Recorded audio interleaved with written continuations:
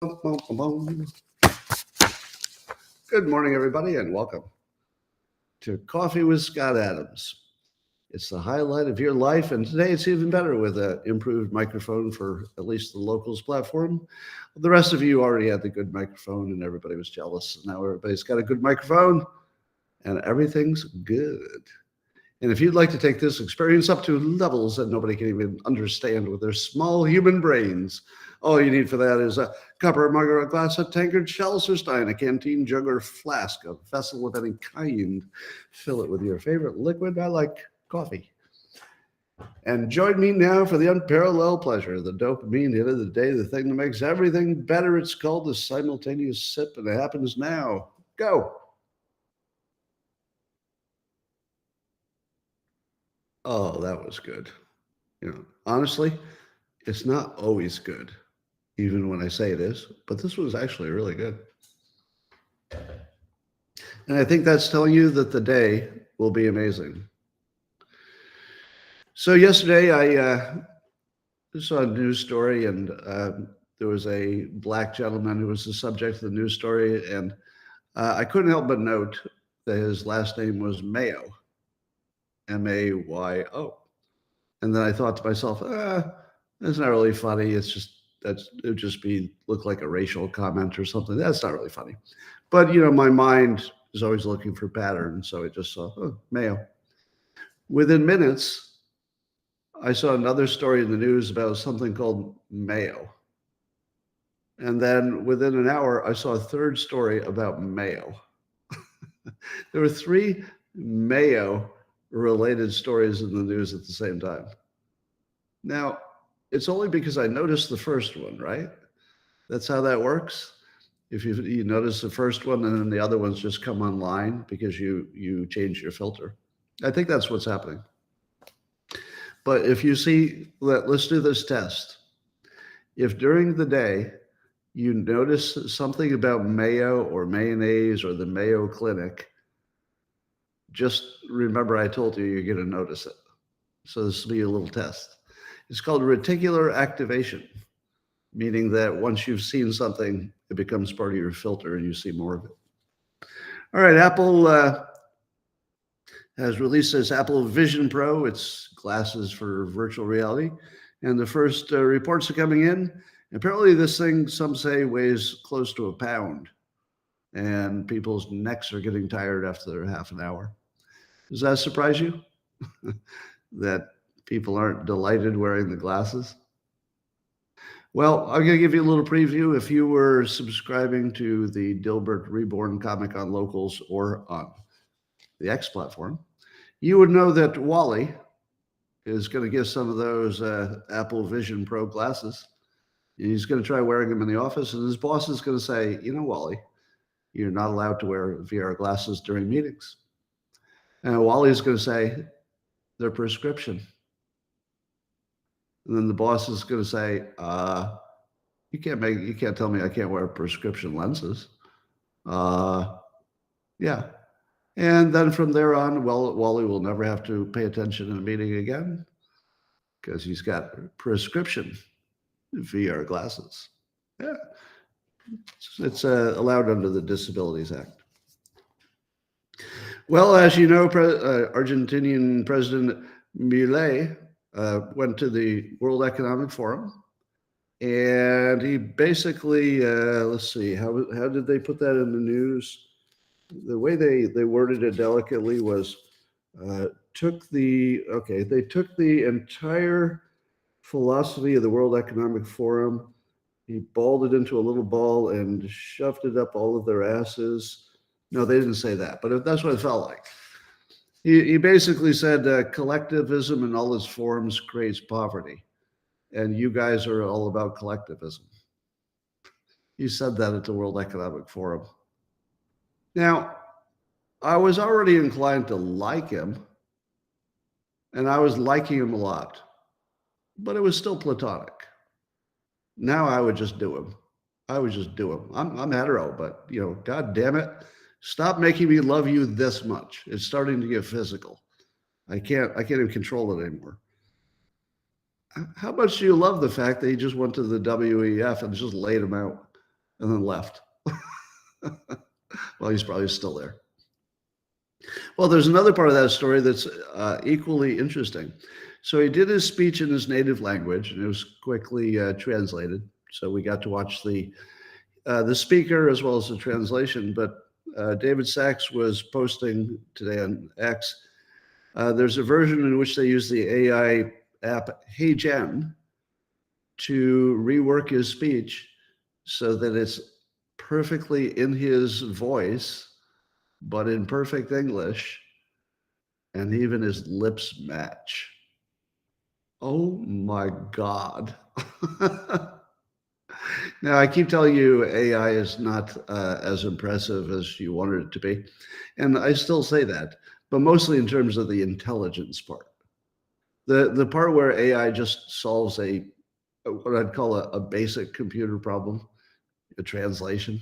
That's not what I think of as intelligence.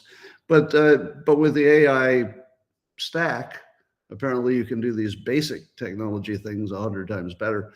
So how close are we, putting two stories together, how close are we to me being able to put on the Apple Vision Pro VR glasses, watch a non-native English speaker speak to me right in front of me, and have it translate in real time, so even the lips match the English translation?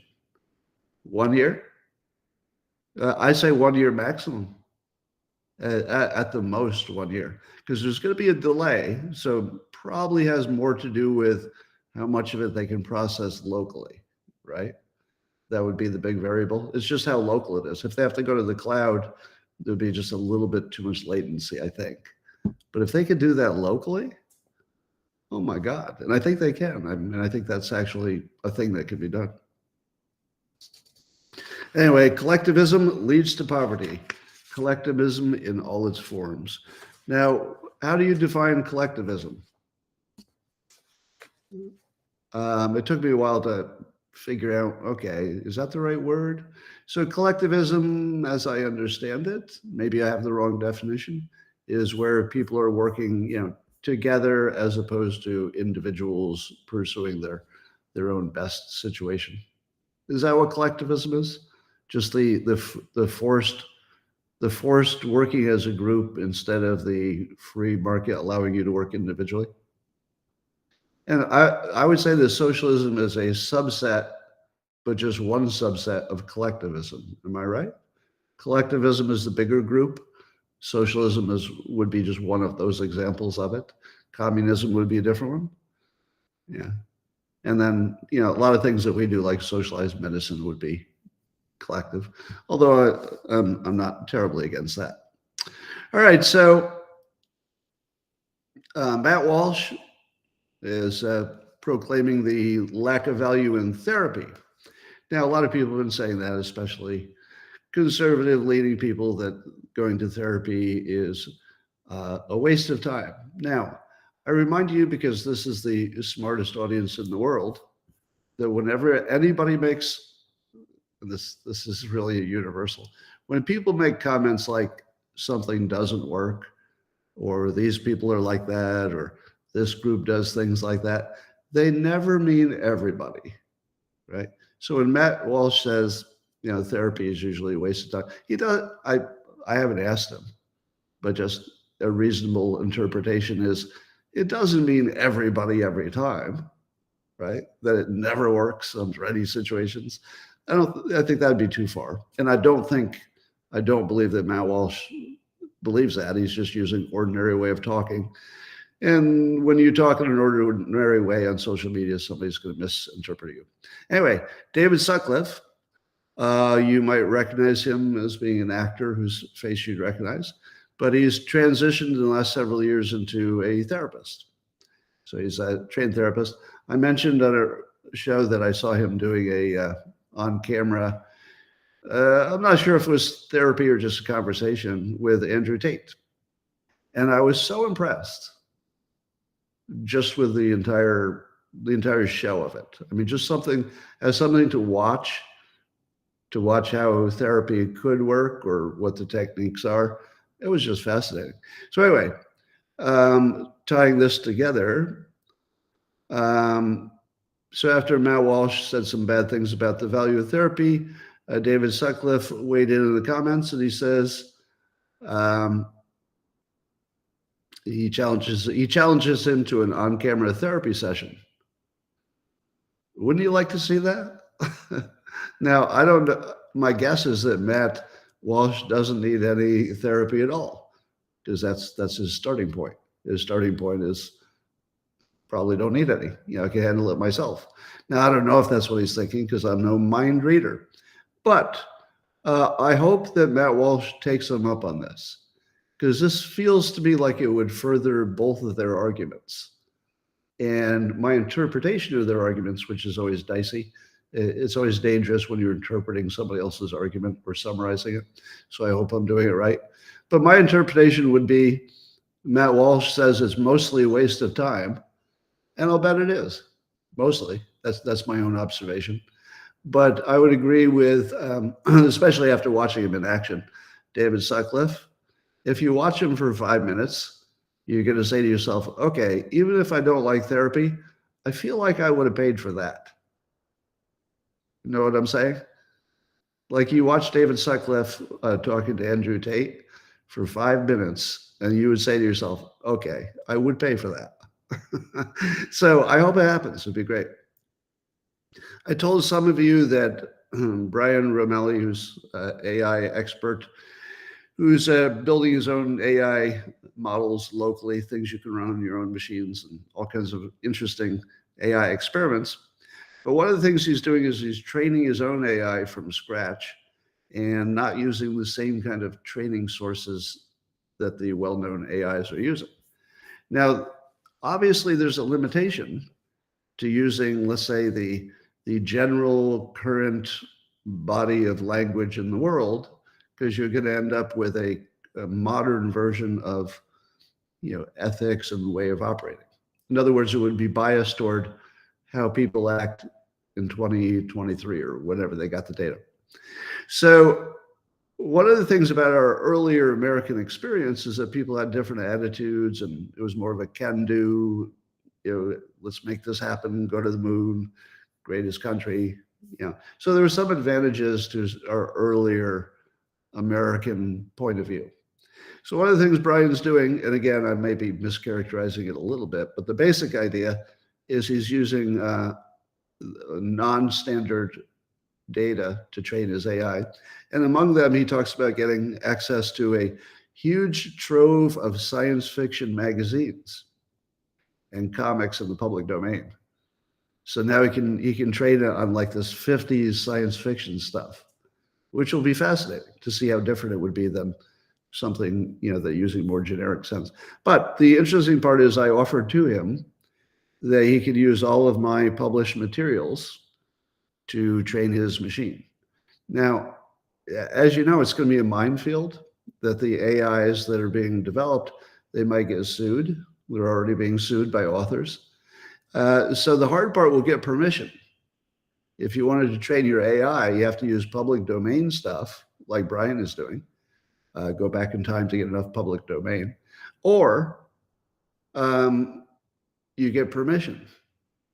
So because my body of work is so extensive, 50 books and thousands of hours of video and 11,000 comics, if I make it available to him, which I did, I gave him permission on X, which, by the way, is a binding contract. Isn't that funny? I issued a binding contract on the X platform because I said in public, you specifically have my permission to do this thing, and he accepted. Would that not stand up in a court of law? It's a verbal agreement. It just happens to be written down, right? Is there anybody who's a lawyer? I believe that's a contract. Am I wrong?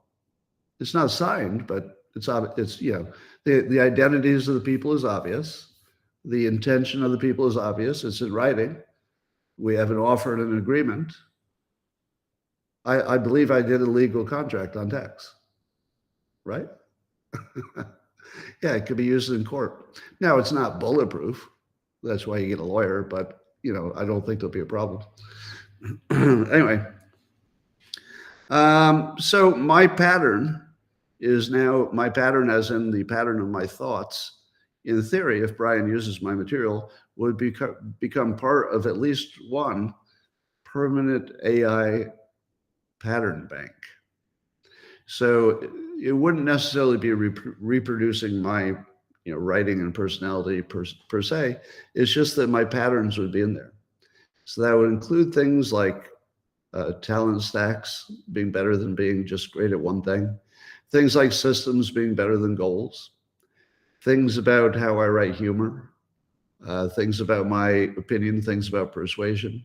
So because my body of work has such a wide, wide basket or something, you could probably get something good out of that. Now, I'm going to make another prediction.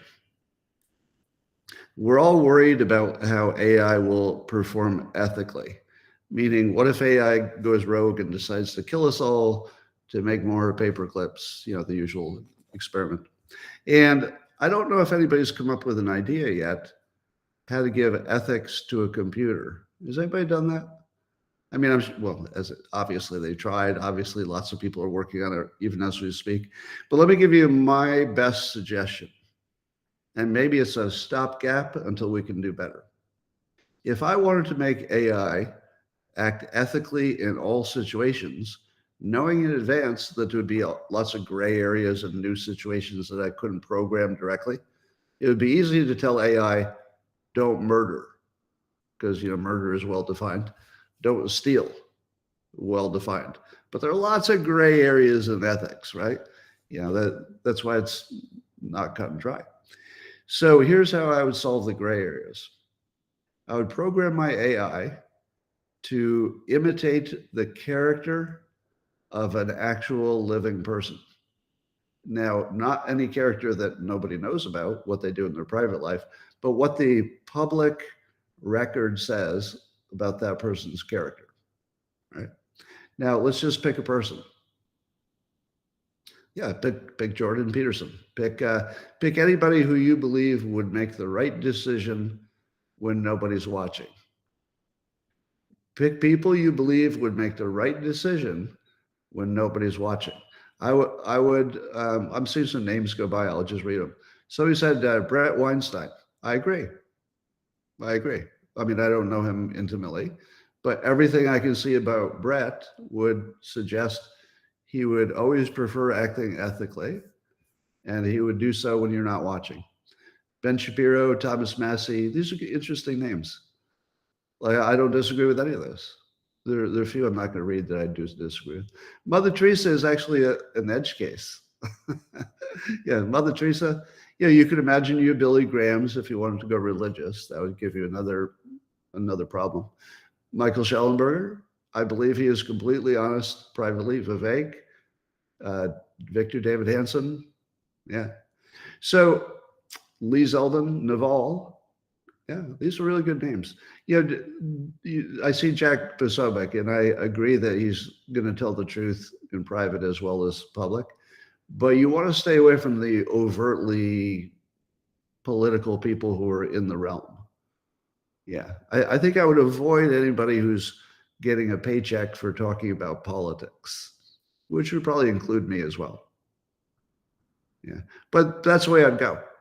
Yeah, you can imagine just giving your device a character and say, before you make any decision, you must run it through the character filter and say, would Brett Weinstein do it? Yeah. Would Thomas Sowell do it? Yeah. Would Martin Luther King do it? Right. Would Zuby do it? I can throw Zuby in there with the great philosophers of our time because he earned it. All right. So here's some more fun news. The famous Phil Bump, who writes for the disgraced Washington Post, what I call the Washington Poop. Now, Phil Bump, as you know, at least to conservative viewers of politics, is considered sort of the joke. He's sort of the the court jester of writers, at least from the conservative side of the world. So he's the one you expect to lie about stuff like Hunter's laptop. He is considered by the right, not by the left. The left just think he's spewing facts. People on the left think he's just telling them what's true. People on the right would consider him sort of a joke of a writer and just in the bag for some forces of keeping things Democrat, I guess. But here's the fun part. He wrote an article in which the title of it was "Doing Your Own Research is a Good Way to End Up Being Wrong." So Phil Bump, who is often accused of being one of the I see David Sutcliffe already saw my post about he's boosting my post about going ahead and talking to Walsh. Isn't that funny? The immediacy of this medium. So I'm just talking to you about these two public figures, and then at the same time, you're telling me in the comments while I'm doing this live that those two public figures may have a greater chance of talking because of something I did just before I came online. Just boosted it as a good idea. So it's just weird how immediate everything is now. It's kind of mind-blowing, isn't it? That you just would send me that comment and then it just became part of reality, like while you watched. It's amazing. Anyway, so Phil Bump is getting a lot of pushback because it's funny that someone who's famous as a pusher of misinformation, according to the right, the people on the left would say he's a beacon of truth. But I have to agree with Phil Bump on this, although I consider him my political nemesis. He is completely right. I didn't read the article, of course. I'm not going to read the article, but the title's right. That doing your own research is a good way to be wrong. So here's what I said. I said to him, yes, doing your own research is usually, remember, nothing is complete or universal or talks about every situation, but it's usually the worst way to know the truth because our science and our data sources are compromised. All you can do is find the info that agrees with your hunch and ignore anything that disagrees. So in the real world, that's kind of what research is. Finding stuff that agrees with you and ignoring the stuff that doesn't. But the problem is that sometimes you get one right in a way that you can later confirm is right. And that makes you think that you're good at researching.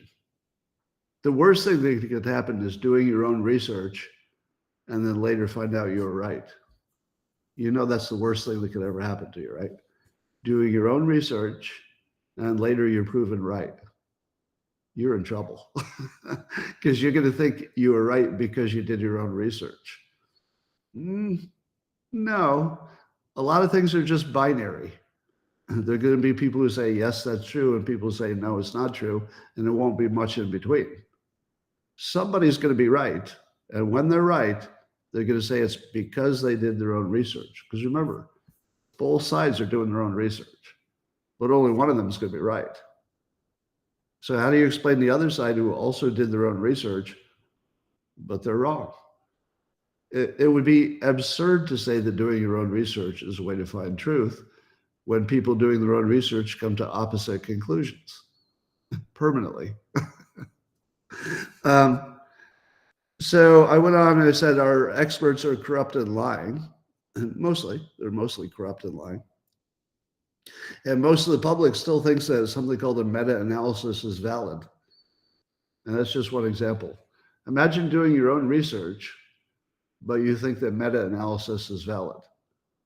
Anything you research would be garbage because you started with an absurd belief. And then I close with this. Are you ready for this? Here's my kill shot at the end. I said, if I haven't convinced you yet, consider these two facts. Number one, Phil Bump's writing is part of the record of facts. So go do your own research, and then you'll find out that what Phil Bump said is considered facts. So good luck with that. And then number two, literally nothing you have experienced in your own life will be correctly recorded by history, and you can observe that in real time. Have you not noticed? Have you not noticed that we don't agree on what the current situation is? We don't even know if Trump was a insurrectionist or the opposite. It's not like the history is going to be off by 5%. We can't even tell if he was a patriot or an insurrectionist. I mean, you and I think we can, but everybody else thinks they can as well. They have different opinions. So if you think that researching helps, just ask yourself how today's history will be written. It couldn't possibly be accurate. There isn't any chance of that. There's no chance of that. All right. Let's talk about David Grush and his, he's the whistleblower who says that the government has biologics and spaceships. But I correct myself. He doesn't say spaceships. And I didn't realize this. I've mentioned this before, but he calls it biologics. So he says they have biologics and they have ships, but he's not attributing it to outer space. He's also not attributing it to, coming from within the earth or something like that. He calls them interdimensional beings. Now, I had this realization yesterday. I shared with my man cavers on Locals, so I'll say it again. And we'll do a little experiment. I did this last night. You're gonna enjoy this. In the comments, I want an answer only from the people who have had psychedelic experiences, mushrooms, LSD, DMT. Right? So everybody else just stay silent just for a moment. I'm going to ask only the people who had the experiences to answer this question. Do you believe you can identify almost immediately another person who has also had psychedelic experiences just by looking at them and in 5 seconds? Look at the comments. It's a wall of yes. A few no's. There's a few no's, but it's a wall of mostly yes. Well over half are yes. Now, I also believe that. I believe that you can tell just by looking at them. And there's something in the eyes. Would you agree? There's something in the eyes. Well, once your eyes are kind of opened, they always look that way. And I didn't believe that I could really tell, but in my 20s, I started asking. I would actually say, you know what? I just have to ask you this question. Have you ever done psychedelics? Because I had a suspicion. I always get a yes. I don't think I've got one wrong yet in years. Now, sometimes you can tell by the lifestyle as well, so it's not really that hard to guess. But I swear you can tell by looking at their face. Now, are you also aware that interdimensional beings is a common experience for people on DMT? How many of you knew that? That the people who do specifically DMT, they report that they have encounters with creatures which they don't feel are dreams, that they feel they're actually crossing some interdimensional barrier and they're seeing interdimensional beings. Now, put it all together. Take a look at David Grush. Go to your image search. Just look for David Grush. Take a look at his face, his eyes, and you tell me if you think he's ever had a psychedelic experience. Now, I don't know. I'm not saying that I could know from looking at it, but to me, he registers as somebody who's maybe crossed an interdimensional barrier or two.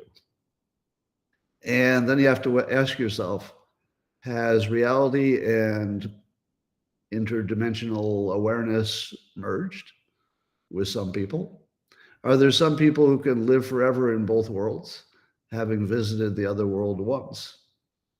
I don't know. I feel like it's a little bit yes, right? So I would like to at least put out there that one answer to these biologics, the biologics I think are just some contamination. They haven't figured out what it is. But and I don't think there's necessarily any ships, But I do believe that people who are sure that there are some kind of interdimensional beings would far more likely to have had a psychedelic experience. And I don't think it's unconnected. So I'm just going to put that out there. Yeah, Mike Cernovich would be one to consult on this topic. I just put it out there that I'd love someone to ask him if he's ever had a psychedelic experience.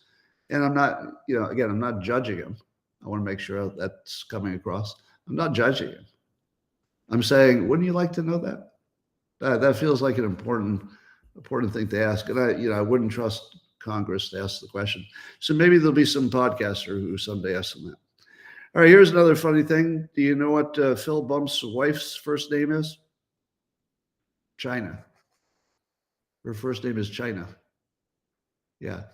So this is a real thing. So Phil Bump once wrote a story about, about DeSantis criticizing China too much. He was trying to give China a little bump. Now that's pure simulation.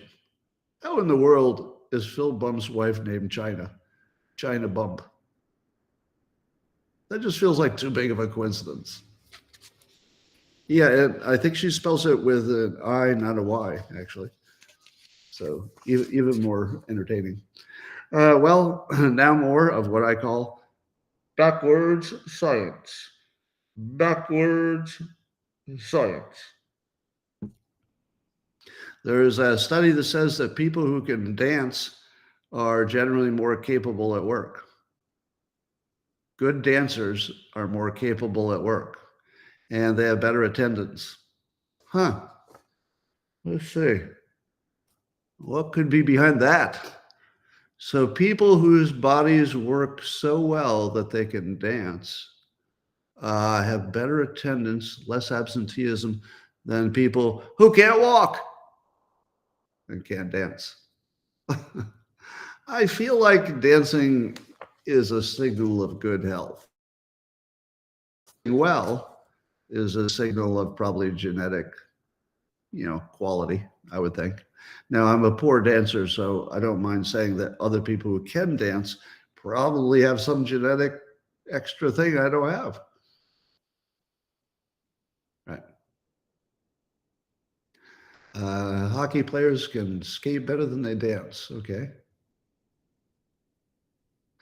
All right. Well, there might be, there's also something to exercise is going to make you more capable as well. So maybe if you were to start dancing when you didn't dance before, the exercise would also make you a better employee. That would be true, just any form of exercise. But I would look for the backwards part of this story. I think healthy people probably just do better in general. Let's do an update on Axios propaganda. Axios propaganda. It's so common. I'm going to give it its own theme. And they say, listen to this. They actually say this. See if you can tell the difference between this and a Babylon Bee satire. All right. I swear I'm not making this up. This is an Axios post, teasing their article. It says Trump supporters cite his economic record as a reason to vote for him. But that's a bit puzzling because his economic record is only good if you leave off what happened from March 2020 to the end of his administration. March 2020. Was there anything happening in March 2020? Oh, the pandemic started. That's right. Axios is telling its dumb fuck readers that Trump is responsible for the economic downturn of the pandemic. Seriously, Axios? I'm not going to read that article. Reading just the tease of the article was all I needed to know that it's basically Babylon Bee material. Well, Jonathan Turley continues to report on Hunter Biden's legal woes. And so here's the latest thing. So Hunter Biden's in trouble for having a gun in which he allegedly lied on his gun application to say that he was not drug addicted. Now, part of the defense is that there's no way to know he was drug addicted at the time he bought the gun. Now, this sort of challenges the question of what addiction is, and every single medical expert I've ever heard of says there's no such thing as getting better. You're always an addict. You might not be using.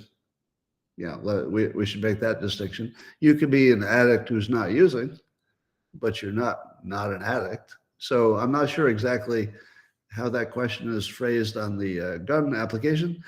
But the argument would be that he wasn't using at the time he got the gun.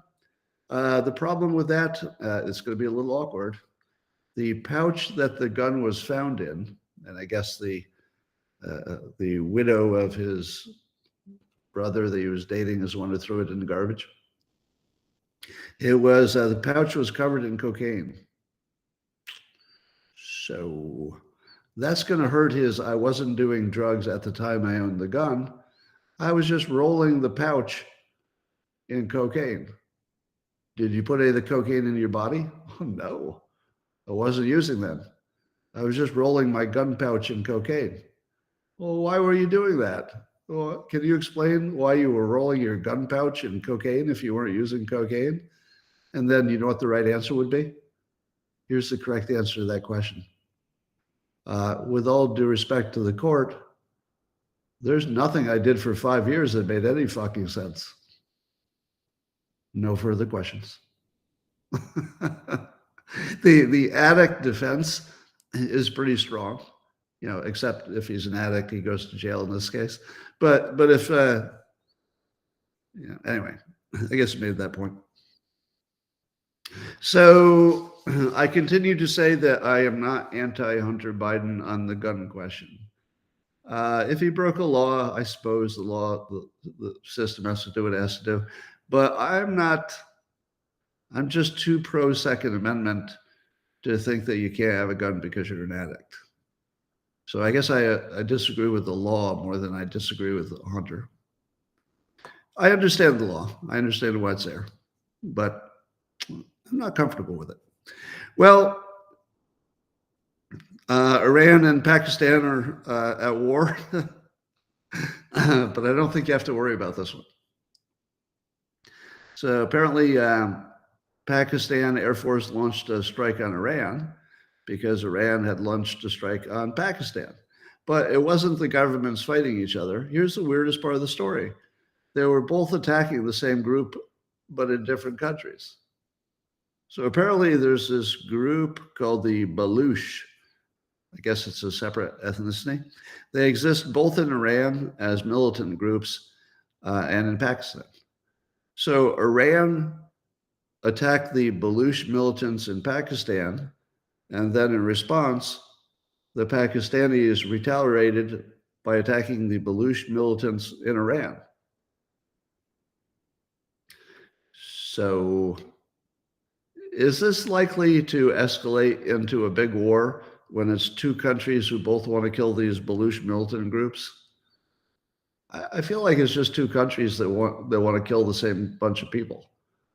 Because who wants a militant group?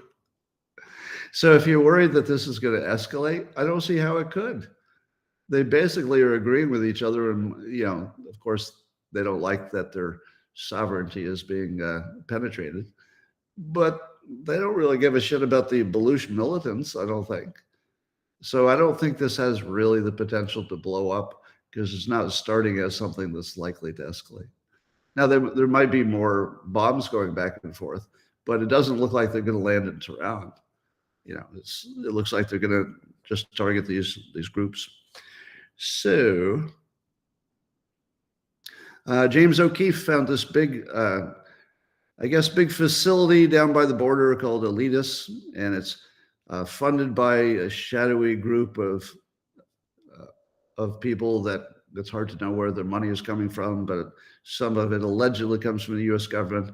And they're there to process all of the immigrants coming in. And everything about it is freaking sketchy. It's just all sketchy. Everything at the border doesn't make sense. And now Schumer is saying that they don't want to do a border deal unless it gets $60 billion for Ukraine. How is that not a traitor? He literally wants to spend $60 billion while our border is open. Now, I get that Congress does this horse trading as part of the process, and maybe you wouldn't even want to change that part of the process because it's the only way anything can get done. You have to bribe people and give them pork and promise them things, and it's an ugly process. But when the border is wide open, is that the same as other problems? Is that like the budget where you're like, oh, I'd like to, print more flags, and I'd like to, fix this beach, and then you make a deal. I like flags, you like beaches, let's make a deal. That's not like this. Our country is being literally invaded by millions of military age males from countries that are not all our friends. I mean, they're literally coming from countries where rape is a national sport by the millions. So I would say that Schumer, I understand he has to do his political thing because he's a political animal, but this is legitimately traitorous. Do you agree? I feel like, or treason or something, to put another country so much ahead of your own citizens, this is not business as usual. This is not like picking the national fucking bird, right? He's treating this like it's almost like a detail or something, like a budget. It's a budget conversation. It's not a budget conversation. It's not. I mean, it is, but it's not about the budget. It's literally national defense. He's acting like it's negotiable. No, national defense should never be negotiable. Now, I get that their argument would be that Ukraine also has a national defense element to it. So vote for it separately. If you can make your argument for Ukraine, go make it. But if you can't make the argument without tying it to an unrelated thing, that means you don't have an argument and you shouldn't be asking for your 60 billion. So I don't know. This strikes me as either a clear symbol of corruption. Well, that's what it is. It's a clear symbol of, it's a sign of corruption because it can't be explained under normal circumstances. If you take out the variable that he might be blackmailed or bought, it doesn't make any sense, does it? Explain it outside the context of being bought. I don't see any explanation for this behavior. I see no explanation for it. Yeah. All right. Kamala Harris says there's no denying America has a history of racism. Do we agree? Does America have a history of racism? Because there's some Republicans who are saying, no, we're not a racist country. I think DeSantis and maybe Nikki Haley said that. Maybe Vivek said it. I don't know. But a lot of Republicans say it. We're not a racist country. Of course we're a racist country. And the thing I wonder is, do you think the Democrats know that they're the racists? Now, they're not the only racists. There are plenty of Republican racists. But do you think they know? Because here's what I was wondering. If you could go back in time and talk to the plantation owners while they currently were running plantations with slaves, do you think they would have said, oh, we know we're being evil? Yeah, no, we know it. We know it. We're totally being evil. We know it. We're trying to get away with it because it's really good for us. Like we're making a ton of money, but we know we're being evil. Do you think they would have said that? Not a chance. They would have said, I'm no historian, but I know what a human being is. So let me explain how a human being would act in that situation every time. Evil? Are you kidding me? You should see what their life would be like if they were in Africa, right? I'm so kind to them. I give them food and shelter. If I were to free them, they'd starve to death. So I'm really almost like a father figure. I mean, it's tough love, sure. They're slaves. But how much better their life is. Don't you think a plantation owner would have actually believed their own story, no matter how ridiculous it looks from today's perspective, they would have believed it then. So Kamala Harris is no different. She is the racist. We do have a racist country, but she's not aware she's the perpetrator. Now, let me give you some examples.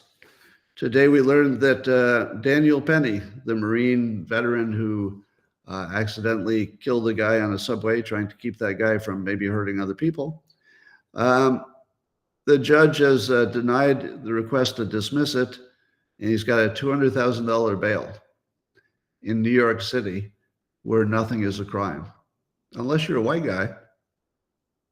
So there's nobody in the world, well, let me test you. Is there even one person watching who believes that a black man, if he'd been in the same situation as Daniel Penny, do you believe a black man would be prosecuted for what everybody can see was not a murder? I mean, it's on video. You can see for yourself. It's obviously not murder. No, nobody believes that a black man would be prosecuted for this crime. So Kamala, you're right. We do have a racist history that includes, yesterday. Your racist history includes checking yesterday. And today's not looking good, frankly. Yeah, yesterday we were racist, literally yesterday.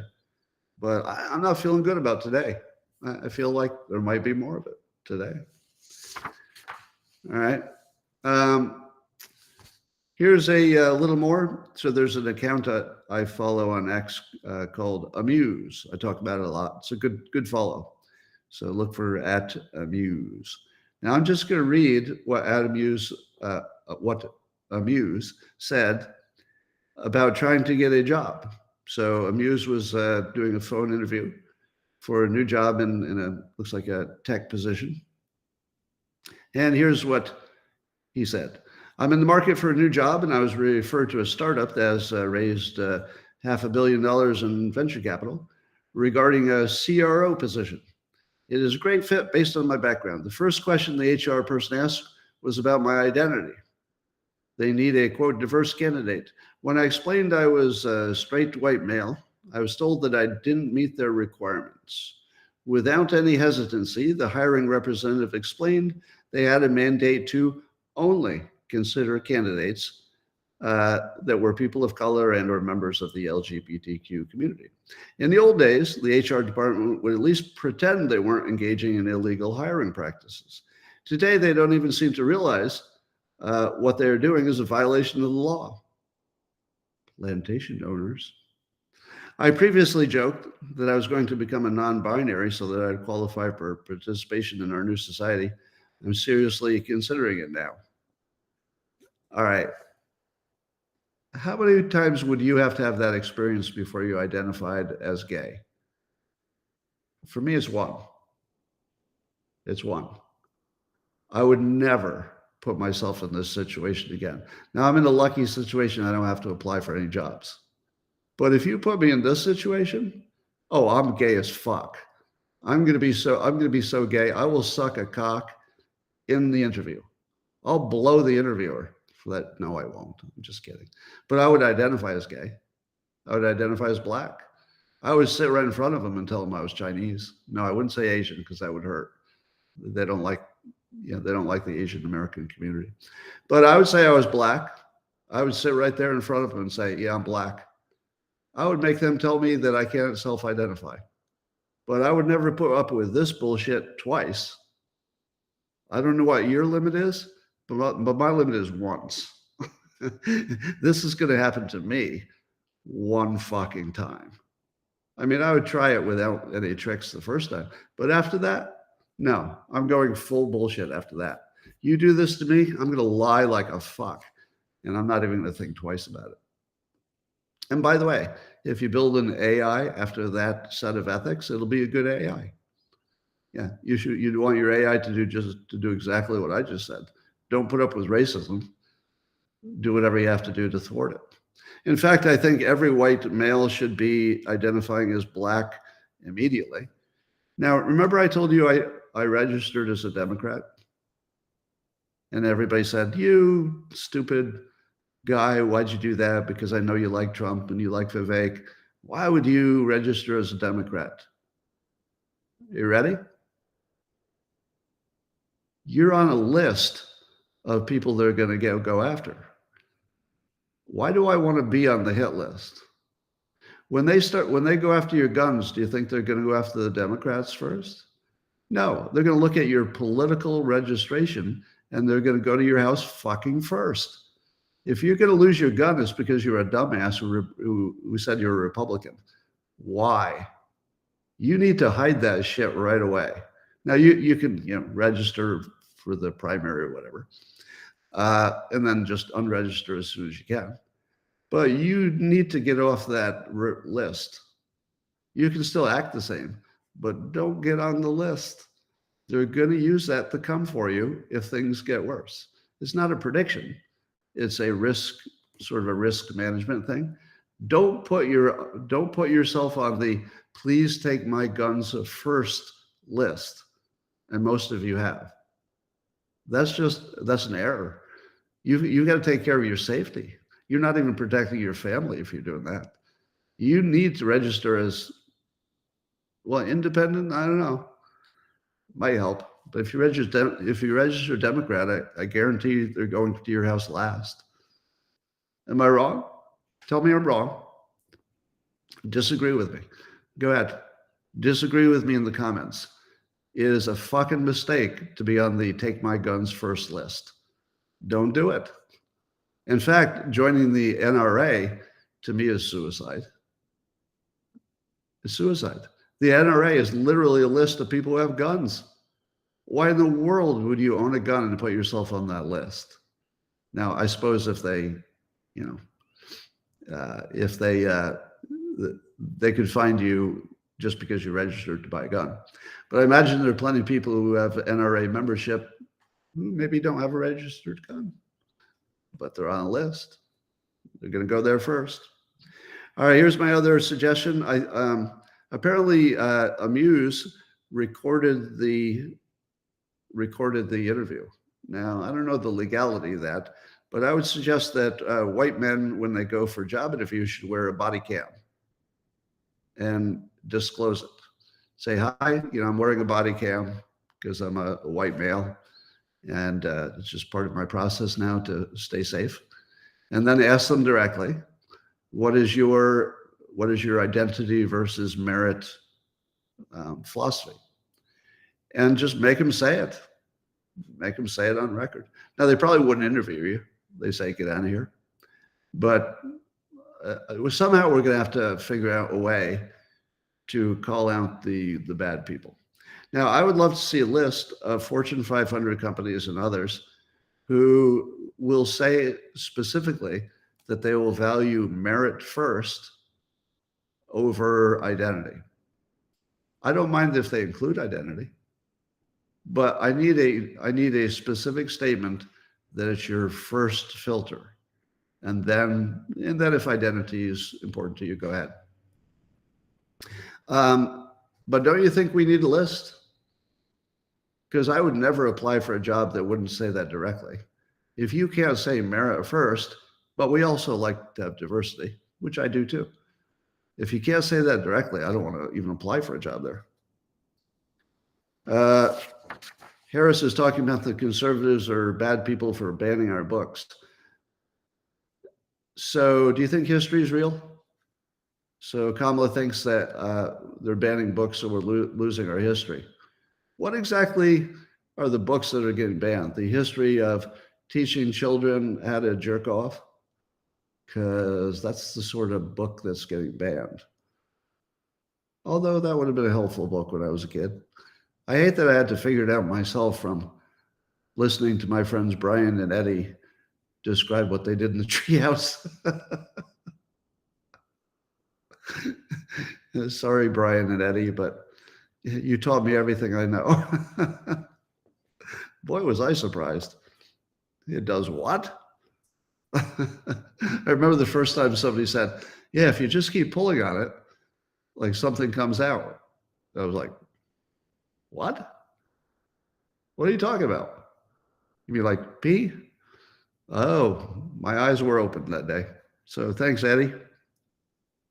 All right. Trump is coming out opposing digital currency for the country. That's a Vivek position. I don't think we'd heard Trump say something specifically about it before, but now Vivek said he, in order to be even considered for vice president, he'd have to make sure Trump and he were on the same page on this. So it looks like Trump taking some good advice and implementing it. So that's something. But we're still talking about other people being possible vice president picks. What do you think of Kristi Noem? Kristi Noem as Trump's VP pick. What do you think? No? Why not? Why not? All right, it's a wall of no's. All right, so if you were Trump, given, looking at the wall of answers to whether Kristi Noem is the right pick, yeah, no. So one of the problems is that she allegedly had an affair with, one of Trump's staff members. So that's not an ideal look. But I feel like she's the poor man's Tulsi. She's the poor man's Tulsi Gabbard. Am I right? As soon as you hear it, you go, oh, yeah. I mean, why would you pick Kristi Noem if you could have Tulsi?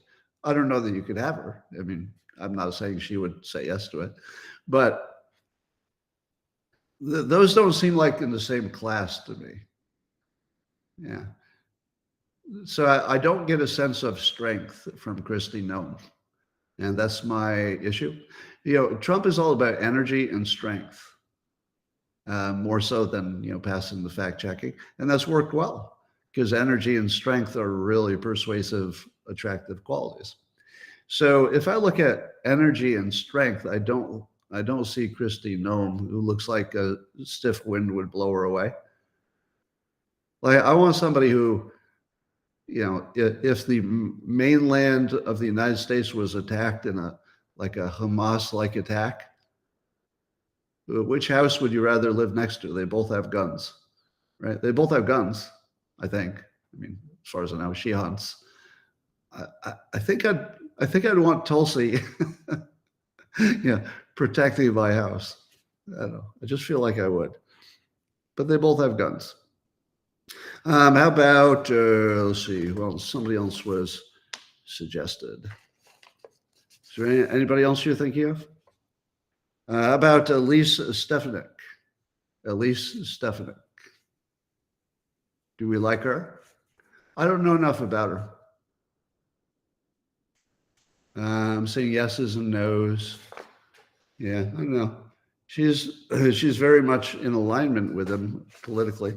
I don't know enough about her, so I don't know if that's good or not.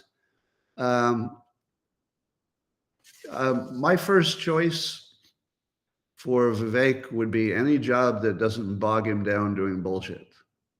So I wouldn't want him to be in a cabinet position because it feels like that's doing a lot of email, if you know what I mean. It just feels like that would be meetings and bullshit and he'd disappear.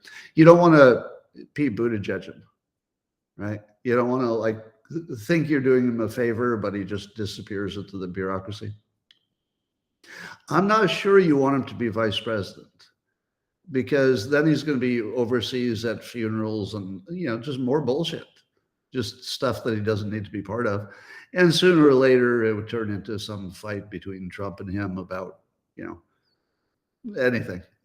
But if he were, let's say, a special assistant to the president, not chief of staff, because that's too much bullshit work. And that it's better to have an insider for that because they know where all the bodies are buried. I think he needs to be like a Kelly, whose name I'm forgetting, Kelly Conway.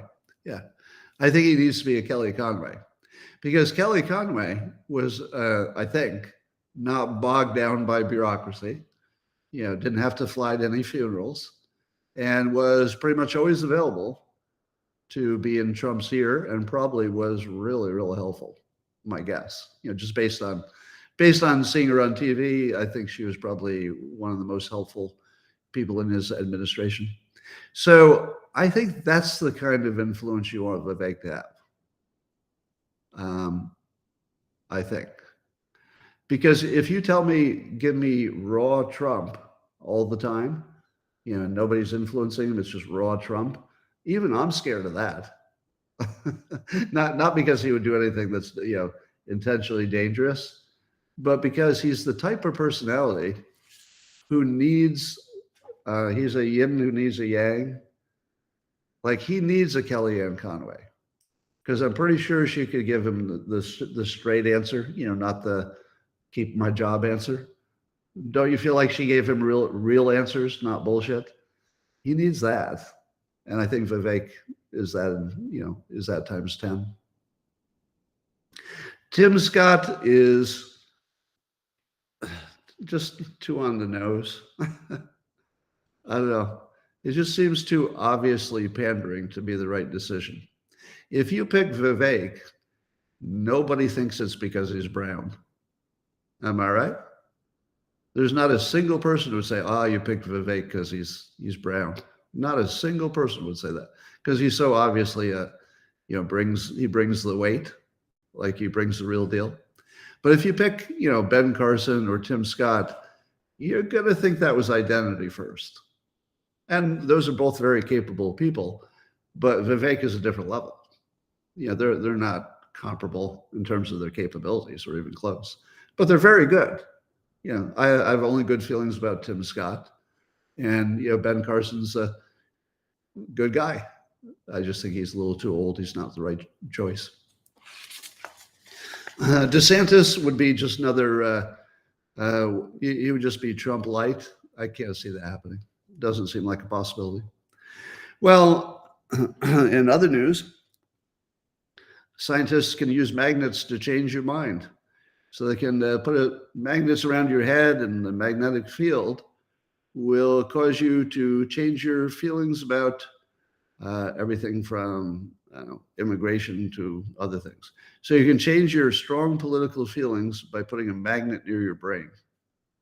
Now, keep in mind that your brain would not know a magnet was there, because you hold the magnet up to your head and you don't go, "Ooh, my brain is so attracted to that magnet." You don't feel it.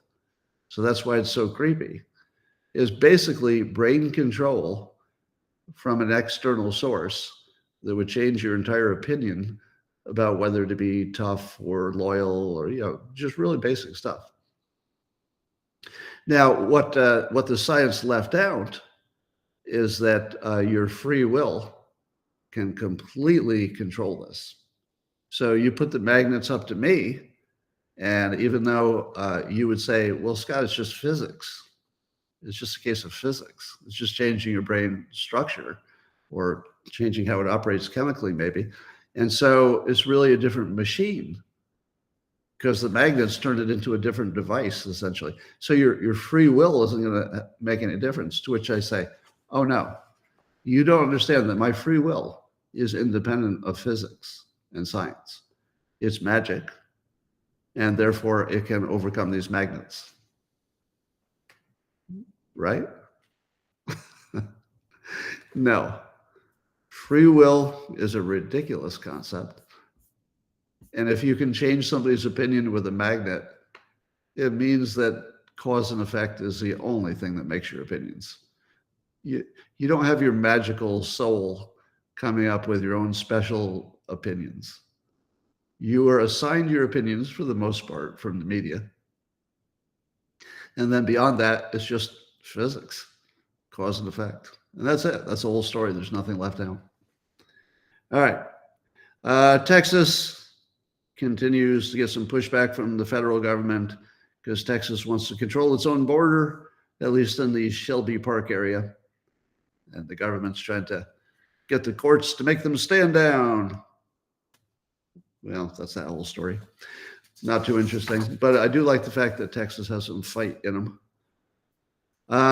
If you haven't seen Glenn Greenwald take down Joy Reid, you really need to.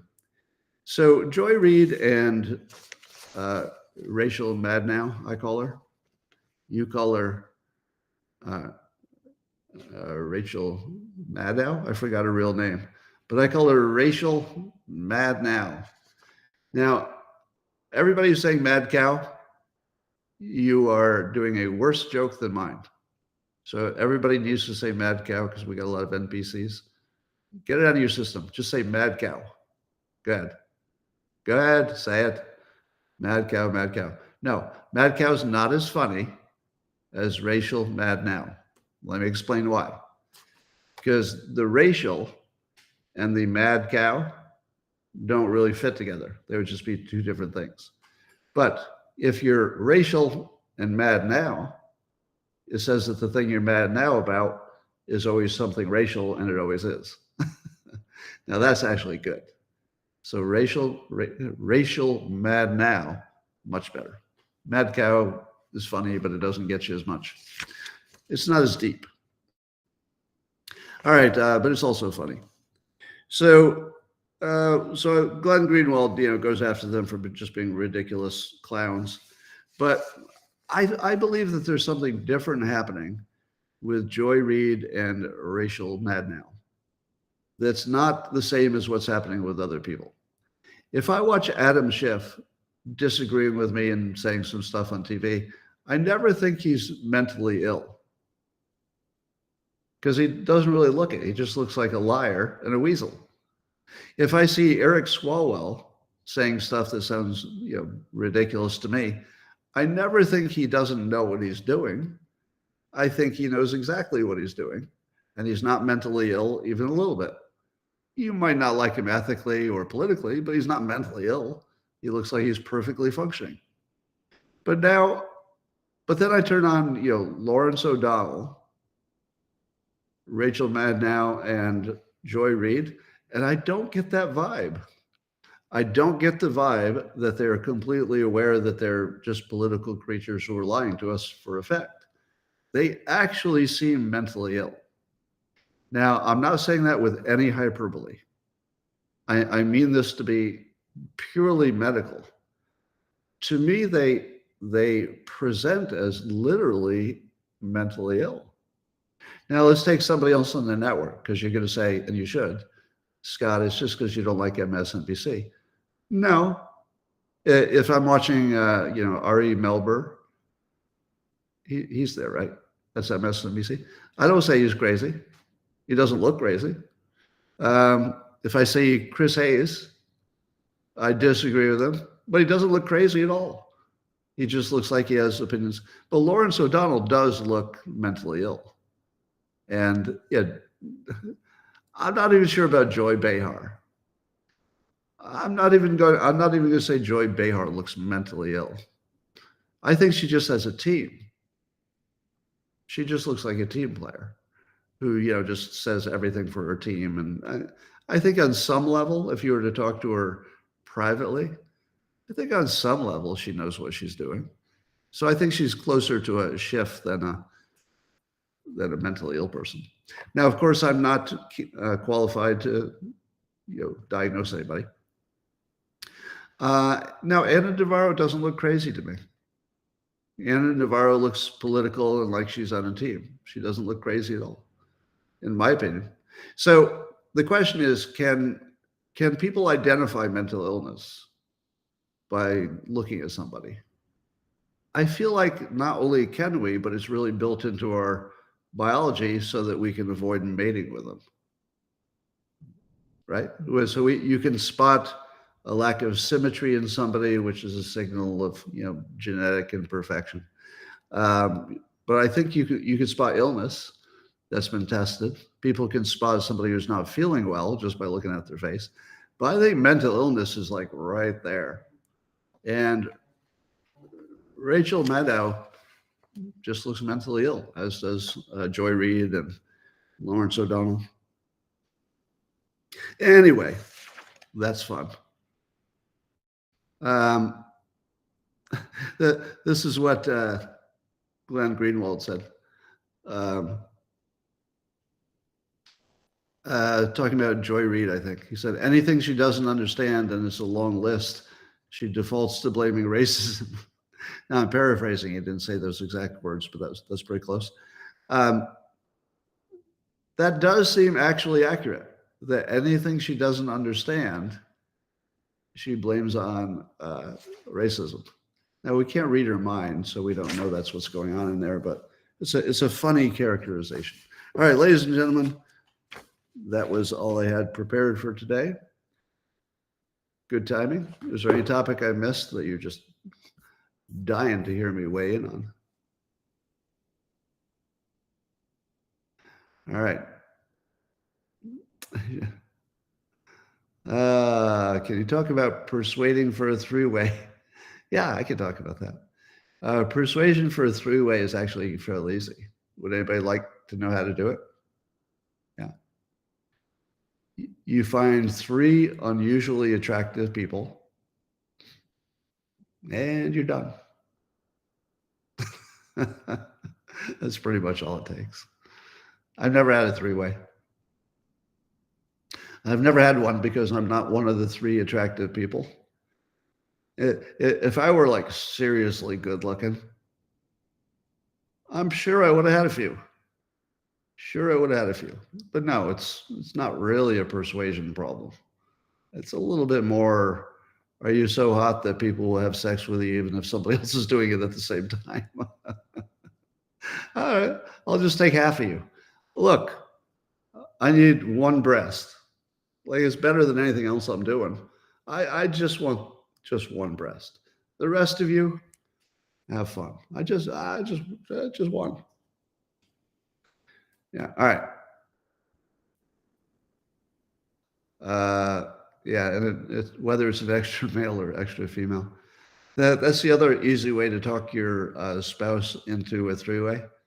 The easiest way for a husband to talk a wife into a three-way is say, it's my best friend, Bob. It's going to be way easier. No, I'm just joking. That wouldn't be easy either. That wouldn't be easy either. Just joking. Just joking. All right, ladies and gentlemen, on the other platforms, Dennis Miller's comment on Trump. I don't know which ones those were. Just looking at some of your messages here to see if I missed anything. All right. Sean Strickland. Don't know that story. Do an episode on 3D printing guns. What is there to say about that? Wouldn't everybody already know everything there is to know about 3D printing guns? Yes, you can do it. Government won't like it. I mean, there's not much to say that isn't kind of obvious. All right. Thanks for joining on YouTube and on Rumble and on the X platform. And I'll see you tomorrow. Same time, same place.